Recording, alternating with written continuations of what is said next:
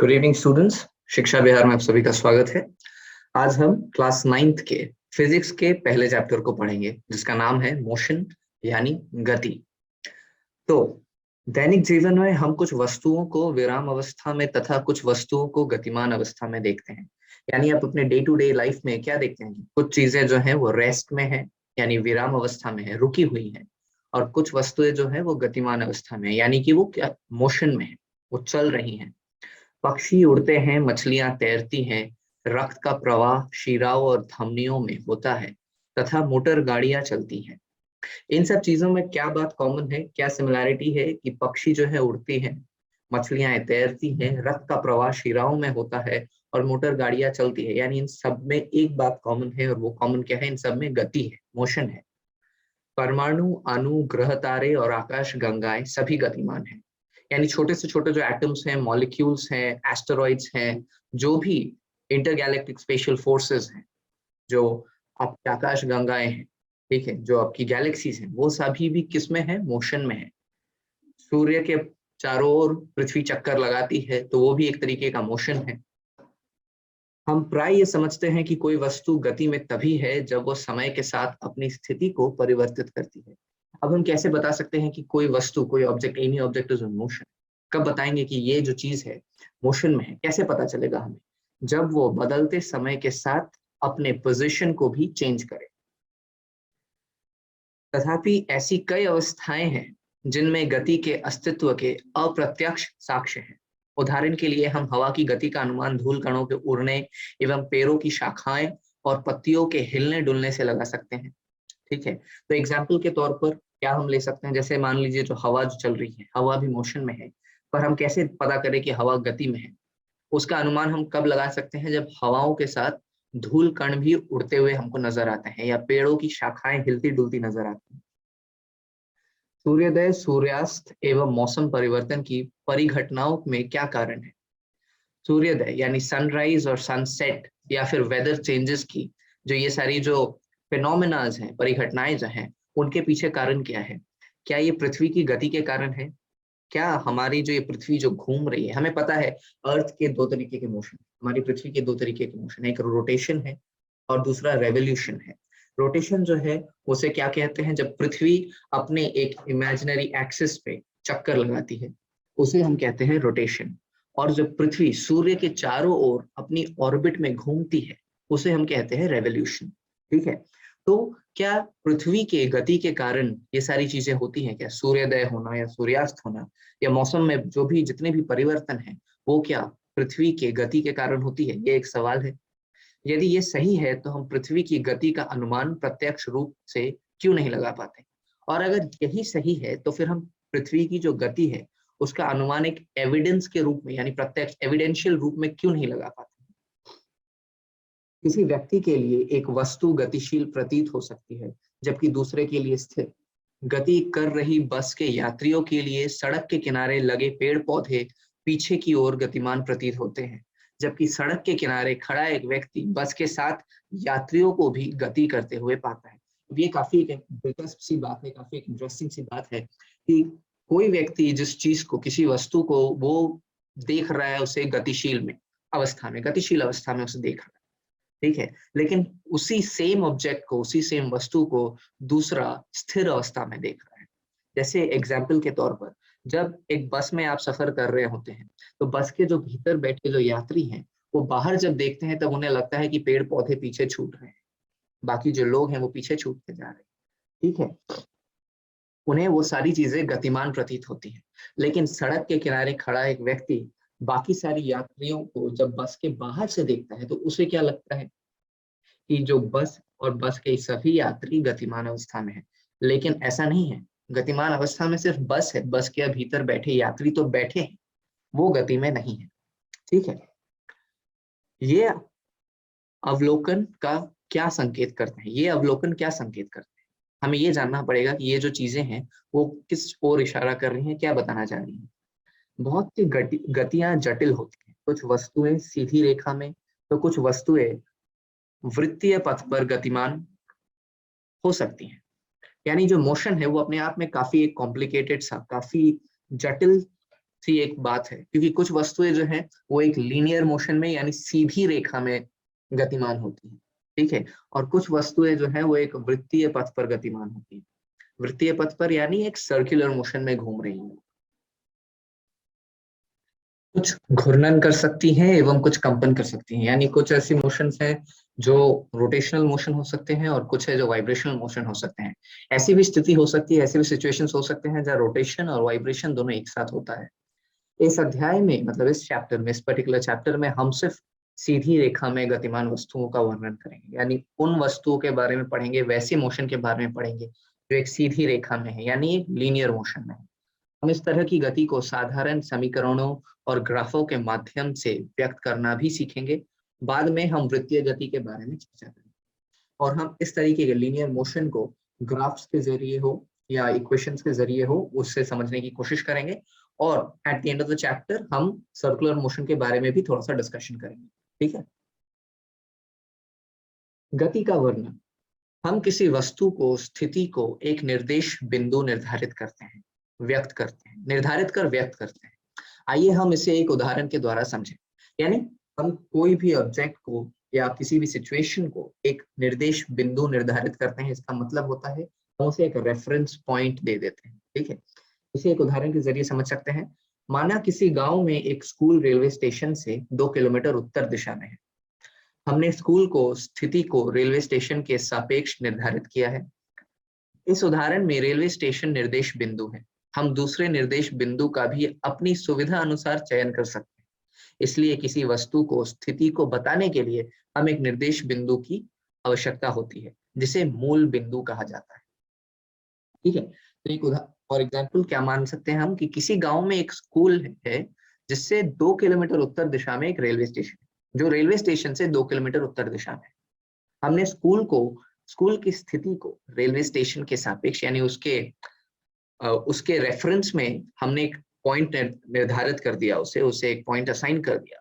इस उदाहरण में रेलवे स्टेशन निर्देश बिंदु है, यानी इस एग्जांपल में जो हमारा जो रेलवे स्टेशन है वो एक पॉइंट है और दूसरा पॉइंट बिंदु, दूसरा निर्देश बिंदु हम अपनी सुविधा के अनुसार चयन कर सकते हैं, चूज कर सकते हैं। इसलिए किसी व्यक्ति की, वस्तु की स्थिति को बताने के लिए हमें एक रेफरेंस पॉइंट यानी निर्देश बिंदु की आवश्यकता होती है, जिसे मूल बिंदु कहा जाता है, यानी प्राइमरी पॉइंट जिसे हम कह सकते हैं, प्रिंसिपल पॉइंट भी कह सकते हैं। सरल रेखीय गति, ठीक है, यानी सरल मतलब सिंपल, लीनियर मोशन, ठीक है। गति का सबसे साधारण प्रकार सरल रेखीय गति है। हमें सबसे पहले एक उदाहरण के द्वारा इसे व्यक्त करना सीखना होगा। माना कोई वस्तु सरल रेखीय पथ पर गतिमान है। वस्तु अपनी गति बिंदु 0 से O से प्रारंभ करती है, जिसे निर्देश बिंदु माना जा सकता है। पिक्चर 8.1 आप जरा देखें सब कोई। माना कि भिन्न भिन्न क्षणों में A, B और C वस्तु की स्थितियों को प्रदर्शित करते हैं। पहले ये C और B से गुजरती है तथा A पर पहुंचती है। इसके पश्चात ये उसी पथ पर लौटती है और B से गुजरते हुए C तक पहुंचती है, ठीक है। तो यहाँ क्या कहा गया कि गति का सबसे साधारण प्रकार क्या है? सिंपल लीनियर मोशन है, ठीक है। उसे हम एक इस ग्राफ के जरिए, इस लाइन के जरिए समझ सकते हैं, इस डायग्राम के जरिए। जरा इस इमेज को ध्यान से देखिए। यहाँ मान लिया गया है कि वो वस्तु O पे है, यानी 0 पे है, ठीक है। इसे उस गति बिंदु O से ही प्रारंभ करती है, यानी शुरू होती है, ठीक है, जिसे निर्देश बिंदु माना जा सकता है। हम इसे निर्देश बिंदु मान लेते हैं। माना कि भिन्न भिन्न क्षणों में और डिफरेंट डिफरेंट टाइम इंटरवल्स में ये कभी A से, कभी B से और कभी C से गुजरती है, ठीक है। पहले ये C और B से गुजरती है तथा A पर पहुंचती है, यानी 0 से शुरू करती है, फिर 60 पे पहुंचती है, ठीक है। इसके पश्चात ये उसी पथ पर, सिमिलर पाथ पर वो लौटती है, ठीक है, और फिर वो B से गुजरती है, C तक पहुंचती है। वस्तु के द्वारा तय की गई कुल दूरी कितनी होगी? मतलब आप समझ लें, ये जो वस्तु 0 से शुरू होती है वो A तक पहुंचती है, पहले वो C से गुजरती है, ठीक है, C से गुजरती है, फिर B से गुजरती है, फिर पॉइंट A तक पहुंचती है, फिर उसी रेखा पर वो वापस लौटती है, B से गुजरते हुए फिर C तक पहुंचती है, ठीक है।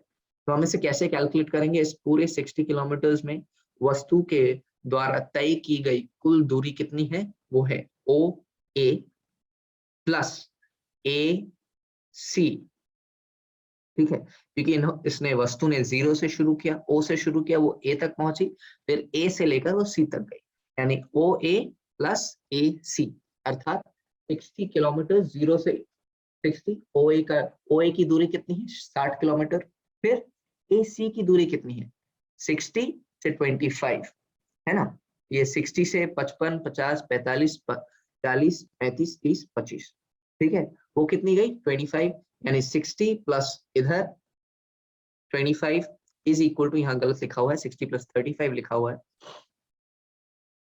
ये वस्तु के द्वारा तय की गई दूरी है, ठीक है, यानी ये जो वस्तु है उसके द्वारा तय की गई ये दूरी है। किसी वस्तु की दूरी को निर्धारित करने के लिए हम केवल अंकीय मान आवश्यकता होती है, हमें केवल अंकीय मान की आवश्यकता होती है, यानी किसी वस्तु के, यानी किसी भी ऑब्जेक्ट के डिस्टेंस के लिए हमें बस उसका मैग्नीट्यूड चाहिए, अंक साइज चाहिए, ठीक है, न्यूमेरिकल वैल्यू चाहिए, किस दिशा में वो जा रही है उसकी कोई आवश्यकता है नहीं, ठीक है, ना कि गति की दिशा की, ठीक है, इसलिए डिस्टेंस को एक स्केलर क्वांटिटी कहते हैं, ठीक है, क्योंकि इसमें हमें उसके दिशा की जरूरत नहीं होती है, हमें बस एक मैग्नीट्यूड की, एक नंबर की जरूरत होती है। कुछ ऐसी राशियां होती हैं जिन्हें केवल उनके अंकीय मान द्वारा व्यक्त किया जा सकता है। किसी भौतिक राशि का अंकीय मान उसका परिमाण है।